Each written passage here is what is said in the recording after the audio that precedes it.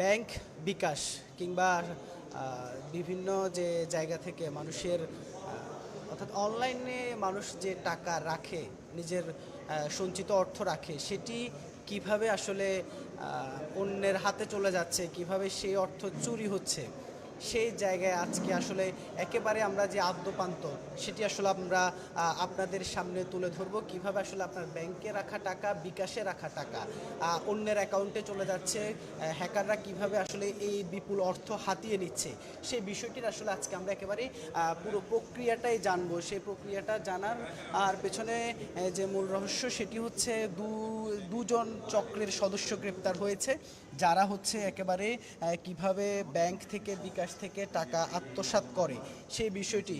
অর্থাৎ আপনার ব্যাংকে রাখা টাকা আপনার অজান্তেই চলে গিয়েছে হ্যাকারদের হাতে, চোরের হাতে। অর্থাৎ রীতিমতো এটি আসলে ডাকাতি বলা চলে। লাখ লাখ টাকা যারা আসলে এভাবে হাতিয়ে নেয়, শুধুমাত্র নিরাপত্তা ঘাটতি এবং কিছু অবহেলার কারণেই মূলত ব্যাংক এবং বিকাশে রাখা আপনার সেই নগদ অর্থ আসলে চলে যাচ্ছে অন্যের হাতে। আমরা আজকে এই যে চট্টগ্রাম জেলা পুলিশ কার্যালয়, জেলা পুলিশ সুপার কার্যালয়, যেখানে আসলে আজকে দুজন সদস্যকে এই চক্রের গ্রেফতার করা হয়েছে, সে দুজন চক্রের থেকে মূলত আসলে যাবতীয় বিষয় বের করা সম্ভব হয়েছে। আমরা যদি আপনাদেরকে একটু দেখানোর চেষ্টা করি যে আসলে এই যে যে কাগজটি আপনারা দেখছেন যে এখানে আসলে এক একটি নাম, অর্থাৎ এই যে এক একটি নাম এবং এক একটি নামের পাশে আসলে তার মোবাইল নাম্বার, তার জিমেল, তার পাসওয়ার্ড, একেবারে আদ্যোপান্ত সব কিছু অর্থাৎ তারা সংগ্রহ করে রেখেছে শুধুমাত্র তার আমাদের যে নিরাপত্তাজনিত কিছু ঘাটতির কারণে। যেমন এই জায়গায় আমরা যে একটি বিষয় দেখছি যে আলতাফ @1995, অর্থাৎ তার অ্যাকাউন্টে আছে 2,31,000 টাকা এবং তার যে জিমেল সেটি হচ্ছে এমডি আলতাফ। এই যে বিষয়টি 29 দিন আগে তিনি তার যে পাসওয়ার্ড চেঞ্জ করেছেন সে তথ্য পর্যন্ত এই যে হ্যাকারদের কাছে রয়েছে।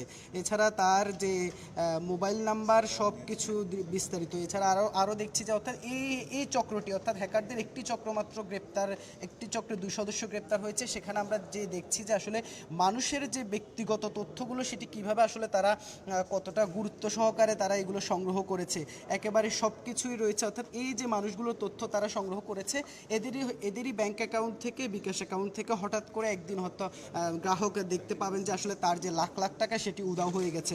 আমরা এখানে আরও যে জিমেল আইডি দেখছি, সে Gmail ID, password, mobile number, তার যে জন্ম তারিখ, অর্থাৎ বিস্তারিত তারা আসলে এই যে সংগ্রহ করেছেন। আমরা একটু আসলে জানতে চাইবো, একটু যদি আমাদেরকে একটু যদি দেখান আসলে এই যে চক্র, আমরা দেখছি যে বিস্তারিত সব কিছুই তারা আসলে এখানে সংগ্রহ করে রেখেছেন। এই পুরো বিষয়টি আসলে তারা কিভাবে করতো, আর গ্রাহকদের কোনো গাফিলতি আছে কিনা বা অনলাইন যে সিস্টেম সেখানে কোনো ত্রুটি আছে কিনা, আপনারা আসলে কিভাবে বের করলেন এই বিষয়টি? ধন্যবাদ। আসলে আমরা আজকে যে বিষয়টা নিয়ে আপনাদের সামনে উপস্থিত হয়েছি এটা খুবই স্পর্শকাতর একটা বিষয়। আর অ্যাকচুয়ালি আমরা সবাই আমাদের যে অত্যন্ত কষ্ট অর্জিত যে টাকা সেটা আমরা ব্যাংকে রাখি নিরাপদ রাখার জন্য, কিন্তু আমরা দেখতে পাচ্ছেন এখানে ল্যাপটপ আছে, মোবাইল আছে, সিম আছে, এবং সবচেয়ে অবাক হওয়ার বিষয় হচ্ছে এই যে সিমগুলো, এই প্রত্যেকটা সিমে কিন্তু বিকাশ অ্যাকাউন্ট আছে, নগদ অ্যাকাউন্ট করা আছে এবং রেজিস্ট্রেশন করা আছে। মজার বিষয় হচ্ছে এই 3 জন ব্যক্তির কেউ কিন্তু ইউজার না। এটা কোনো একটা জায়গা থেকে এই সিমগুলোকে রেজিস্ট্রেশন করে বিকাশ অ্যাকাউন্ট খুলে, নগদ অ্যাকাউন্ট খুলে এটা আনা হয়েছে এবং এই সিম দিয়ে এই প্রতারক চক্র এই যে টাকাগুলো ট্রান্সফার করার কাজগুলো এখান থেকে করে। তাদের এখানে যে কম্পিউটার আমরা ল্যাপটপ দেখতে পাচ্ছেন, এই ল্যাপটপ এবং এই মোবাইল এর মাধ্যমে তাদের যে সিস্টেম আছে, সেই সিস্টেমের মাধ্যমে গ্রাহকদের অথবা যে কোনো মানুষের যে পার্সোনাল যে মানে ডাটা, দ্যাট ইজ তার কোনো ব্যাংকে যদি তার কোনো প্রোফাইল আইডি থাকে, সেই profile ID, that is user ID, এবং তার পাসওয়ার্ড, তার সেখান থেকে তাদের যে টেকনিক আছে, সিস্টেম আছে, সেখান থেকে তারা এটা কপি করে নিয়ে যায় এবং তাদের যে ইমেল অ্যাড্রেস আছে সেই ইমেল অ্যাড্রেস সেখান থেকে তারা হ্যাক করে নিয়ে যায়। ইমেল অ্যাড্রেস এবং ব্যাংকের যে আইডি, এটা হ্যাক করার মাধ্যমে সমস্ত ডাটা তার কাছে চলে আসে।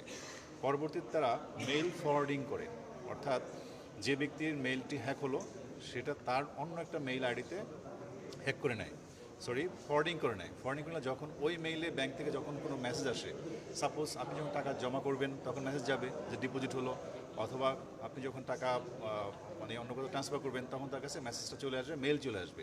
ওই মেইল থেকে সে বুঝবে যে আপনি টাকাটা ডিপোজিট করেছেন। তখনই সে কিন্তু তার ওই যে আগে থেকেই তার হ্যাককৃত অ্যাপস এবং মেইল এর মাধ্যমে পাসওয়ার্ড দিয়ে সে টাকাগুলো এই যে বিকাশ নগদ যে নাম্বারগুলো আছে এটার মাধ্যমে সে ট্রান্সফার করে ফেলবে। আচ্ছা, এই জায়গায় আসলে ব্যাংক থেকে তথ্যগুলো যে বেরিয়ে যাচ্ছে সেই জায়গায় মানে কোন জায়গায় ত্রুটি দেখা যাচ্ছে, যে আসলে কিভাবে ব্যাংক থেকে এই তথ্যগুলো বেরিয়ে যাচ্ছে? এখানে আমাদের যতটা আমরা কাজ করেছি তার মধ্যে এটা আমরা বুঝতে পারলাম, সেটা হচ্ছে যে ব্যাংকের কিছু আমি বলবো যে নিরাপত্তার দুর্বলতার কারণে কিন্তু এই হ্যাকার গ্রুপ দুটো বিষয় এখানে বলতে হবে। সেটা হচ্ছে গ্রাহকদের অসচেতনতা, সরলতা এবং বলা যায় যে এই যে সেটিংস যে সিস্টেমগুলো, অর্থাৎ আমি আমার আইডিকে প্রোটেক্ট করব কিভাবে, এটার অজানা আর কি, বা আমার জ্ঞানের বা গ্রাহকদের মানে জ্ঞানের অভাব রয়েছে একটা হচ্ছে যে ব্যাংকের যে সিকিউরিটি সিস্টেম সেখানে কিছু ডেভেলপমেন্টের ব্যাপার রয়েছে। যেমন প্রত্যেকটা ট্রানজ্যাকশনের ক্ষেত্রে যদি ফেস রিকগনিশন এবং fingerprint recognition plus device recognition, এই তিনটা টার্ম যদি প্রত্যেকটা ব্যাংক কনফার্ম করে, আমার মনে হয় যে আমাদের কষ্টার্জিত যে টাকা আমরা সবাই যে ব্যাংকে টাকা রাখি সে টাকাটা সব সুরক্ষা থাকবে। খুব দ্রুত আমার মনে হয় আমি লক্ষ্য করেছি সোনালী ব্যাংকের যে ওয়ালেট আছে সেই ওয়ালেট কিন্তু এই সিস্টেমটা চালু করেছে। অর্থাৎ সেখানে আপনি কোনো টাকা যদি ট্রান্সফার করতে চান এক অ্যাকাউন্ট থেকে অন্য অ্যাকাউন্টে বা নগদ থেকে বিকাশের মাধ্যমে অন্য কোথাও নিতে চান, আপনাকে কিন্তু অবশ্যই প্রতিবারই ফিঙ্গারপ্রিন্ট দিতে হবে অথবা ফেস দিতে হবে। তো এই সিস্টেম দুর্বলতার কারণে কিন্তু এই হ্যাকার গ্রুপ এই সুযোগটা পাচ্ছে আমার মনে হয়। সেই জায়গায় আসলে গ্রাহকদের সচেতনতার জায়গাটা কি বলবেন? আমরা অ্যাকচুয়ালি প্রেস ব্রিফিং আমার কিছু ইনস্ট্রাকশন দেওয়া হয়েছে এবং আমাদের যে এসপি স্যার সে পুরো ডিটেলস বলবেন। তো এক্ষেত্রে প্রথমত হচ্ছে আমাদের যে মেইল আমরা ওপেন করি বা মেইল ব্যবহার করি, অবশ্যই মেইলের পাসওয়ার্ডের ক্ষেত্রে খুবই সতর্ক থাকা এবং সেক্ষেত্রে মোবাইল নাম্বার বা ব্যক্তিগত পরিবারের কারো সদস্যের নাম অথবা নিজের কারো নাম, এই সমস্ত জন্মসাল বিভিন্ন সহজে মনে রাখার জন্য যেভাবে পাসওয়ার্ড দেওয়া হয় এটা দেওয়া যাবে না। দ্বিতীয় নম্বর হচ্ছে 2 ফ্যাক্টর অথেন্টিকেশন মাস্ট। আমি বলবো যে 2 ফ্যাক্টর অথেন্টিকেশন অবশ্যই করতে হবে, কারণ হচ্ছে যখন আপনার ডিভাইস কন্ট্রোল চলে যাবে তখন 2 ফ্যাক্টর থাকলে অবশ্যই আপনার যে ডিভাইস আছে সেখানেও কিন্তু একটা মেসেজ আসবে। এরপর হচ্ছে সেক্ষেত্রে হচ্ছে আগে যেমন একটা বিষয় ছিল পিনকোড দেওয়া, পাসওয়ার্ড দেওয়া, এখন কিন্তু আপনাকে পিনকোড পাসওয়ার্ডের কোনো বিষয় নাই। আপনার মোবাইলে লিঙ্ক আসবে, আপনাকে হয়তো কোনো ছবির সাথে একটা লিঙ্ক দিয়ে দিবে অথবা কোনো মেসেজের সাথে একটা লিঙ্ক দিয়ে দিবে অথবা লটারি জিতেছেন অথবা মানে টাচ করলে নক করলে আপনি এত টাকা পাচ্ছেন, এই ধরনের মানে আপনাকে বলা যায় যে প্ররোচিত করা আর কি, মানে গ্রাহকদের বা সহসরদেরকে প্ররোচিত করার মাধ্যমে কিন্তু কী করা হয়, মানে তিনি টাচ করতে বা ক্লিক করতে বাধ্য হবেন এমনভাবে তাকে প্রলুব্ধ করে, এইগুলো করা যাবে না। সতর্ক থাকতে হবে যে আমি যে কোনো সময় ফাঁদে পড়ে যেতে পারি এবং র্যান্ডম বেসিস পাসওয়ার্ড চেঞ্জ করতে হবে। এবং শুধু পাসওয়ার্ড চেঞ্জ করলে হবে না, আপনি যেমন মেইলের পাসওয়ার্ড চেঞ্জ করলেন কিন্তু আপনার মেইল যদি ফরওয়ার্ড করা থাকে আপনি যতবার চেঞ্জ করেন কোনো মানে কিছুই হবে না, আপনার কাছে ওই সিস্টেমের মাধ্যমে প্রত্যেকের কাছে বা যারা এই কাজগুলো করবেন তাদের কাছে অটোমেটিক মেইল চলে যাবে। এই চক্রটি এখন পর্যন্ত কত লাখ টাকা আত্মসাৎ করেছে? এটা আমরা তাদের একটা অ্যাকাউন্ট নিয়ে কাজ করেছি, মানে আমাদের যে ভিকটিম সাতকানিয়ার যে জামাল সাহেব তার যে আমরা তদন্ত করতে যেটা পেয়েছি, গড়ে প্রতি মাসে 10 থেকে 15 লাখ টাকা ট্রানজ্যাকশন আছে এই অ্যাকাউন্টটার। আমরা 7-8 মাসের নিয়েছি, স্টেটমেন্ট নিয়েছি, সেখানে দেখলাম 63 লাখ টাকার মতো তার ট্রানজ্যাকশন। এবং সবচেয়ে মজার বিষয় হচ্ছে এই যে প্রতারক বাহিনী তারা অনলাইন জুয়ার সাথে জড়িত, অর্থাৎ এবং টাকাগুলো লেয়ারিং করেন তারা, অর্থাৎ এক লেয়ার থেকে আরেক লেয়ারে, আরেক লেয়ার থেকে আরেক লেয়ারে এবং বিভিন্ন জায়গায় ট্রান্সফার করতে করতে একসময় তারা টাকাগুলো বিভিন্ন জমি ক্রয় করা অথবা বিভিন্ন ব্যবসায়িক প্রতিষ্ঠানে কিন্তু কাজে লাগান। তো এক্ষেত্রে এই চক্র প্রতি মাসে 10 থেকে 15 লাখ টাকা তারা কালেক্ট করেন বলে আমরা পেয়েছি। এমন কোনো তথ্য তাদের মধ্যে কি কোনো ধরনের যোগাযোগ আছে বিভিন্ন চক্র? না, যোগাযোগ বলতে বিষয়টা এরকম, কাজটা তো আসলে ওনারা একা করেন না, এখানে অনেকগুলো চ্যাপ্টার আছে। যেমন প্রথমত আপনাকে সিম প্রয়োজন হবে, কিছু অ্যাকাউন্ট ওপেন করতে হবে। এই সিম এবং অ্যাকাউন্ট এটা ওপেন হচ্ছে একটা জায়গাতে, একটা গ্রুপ করছে এবং এই যে টার্গেট ফিক্স করা, মানে কাকে আমরা কার কাছে টাকাটা নিব, এই টার্গেট ফিক্স করার জন্য একটা গ্রুপ কাজ করে। থার্ড পারা হচ্ছে যখন টার্গেট ফিক্স হয়ে যায় তখন হ্যাকিং করার একটা গ্রুপ কাজ করে। হ্যাকিং করার গ্রুপ কাজ করার পরে সেখান থেকে আবার যখন হ্যাকিং হয়ে গেল এবং টাকা ট্রান্সফার করার পরে এক গ্রুপ এবং টাকাটা তুলে এক গ্রুপ বিভিন্ন জায়গা থেকে বিভিন্ন দেশে বিভিন্ন জায়গায় টাকা চলে যাচ্ছে, সেখান থেকে তারা টাকা তুলতেছে, তুলে আবার টাকাটা নিয়ে আসে। এই বিভিন্ন প্রায় 5-6টা গ্রুপ মিলে কাজ করে, এটা আমরা প্রাথমিকভাবে তথ্য পেয়েছি। আচ্ছা, আপনারা যে আর কেস তদন্ত করতে গিয়ে এটি বের হয়েছে, উনি কি আছেন এখানে? আমরা একটু যদি কথা বলি ওনার সাথে। আমরা আসলে দর্শক আপনাদেরকে যদি একটু দেখাই যে আসলে এই সিম, এই ল্যাপটপ, এই মোবাইল সব কিছুই আসলে এই যে হ্যাকার চক্র তারা আসলে ব্যবহার করেছে। অর্থাৎ আপনার আর গ্রাহকের যেমন অসচেতনতা, ব্যাংকের যে ব্যাংকিং নিরাপত্তা ব্যবস্থার যে দুর্বলতা, সব কিছুর মিলেই আসলে মূলত মানুষের এভাবে টাকা আসলে চলে যাচ্ছে হ্যাকারদের হাতে। যেমনটি আসলে পুলিশের যে অতিরিক্ত পুলিশ সুপার মোহাম্মদ রাসেল তিনি যেমনটা বলছিলেন যে আসলে যেভাবে আপনার মোবাইলে একটি লিঙ্ক আসে, অর্থাৎ আমরা প্রায়ই দেখি আমাদের হোয়াটসঅ্যাপ বলেন কিংবা ফেসবুকে বা মোবাইল মেসেজের মাধ্যমে যে লিঙ্ক আসে যে অমুক কোম্পানির এত লাখ টাকা আপনি জিতেছেন, অমুক জায়গায় লটারির এত লাখ টাকা আপনি জিতেছেন। অর্থাৎ এই যাবতীয় যে লিঙ্কগুলো আসে এই লিঙ্কগুলোতে কোনোভাবেই প্রবেশ করা যাবে না। সেই লিঙ্কগুলোতে প্রবেশ করেছেন তো আপনার মোবাইলের যাবতীয় তথ্য, যাবতীয় আপনার পাসওয়ার্ড সব কিছুই আসলে হ্যাকারদের হাতে চলে গেল। সেই বিষয়টি আসলে গ্রাহক সচেতনতার কথাও বলছেন যে আসলে প্রলোভনে কখনো পা দেওয়া যাবে না। আমরা আসলে একজন ভুক্তভোগী এখানে আছেন, আমরা তার কাছ থেকে আসলে একটু জানতে চাইবো, আপনারই তো টাকা আত্মসাৎ হয়েছিল, আপনার কত লাখ টাকা আসলে কিভাবে কখন নিয়ে গেল? 7,52,000 টাকা। এপ্রিল মাসের 7 তারিখ সন্ধ্যা 7টার দিকে আমার মোবাইল ব্যবহারের নিয়ন্ত্রণ হারিয়ে ফেলছি আমি। বারবার আপডেট খুঁজতেছে, কয়েকবার আপডেট খুঁজতেছে, আপডেট খোঁজার পরে অটোমেটিক মোবাইল বন্ধ হয়ে গেছে। বন্ধ হওয়ার পর প্রায় কিছুক্ষণ পর একটা মেসেজ আছে, কি message, your phone is new. তারপরে দেখি আমার কোনো সফটওয়্যার নাই, ইউসিবির সফটওয়্যার ছিল, ইসলামী ব্যাংকের সফটওয়্যার ছিল, বিকাশের, নগদের সব কিছু নাই। তারপরে দেখতেছি আমার কিছু নাই, এরপরে জানতে পারি যে আমার টাকাগুলো হ্যাক হয়ে গেছে।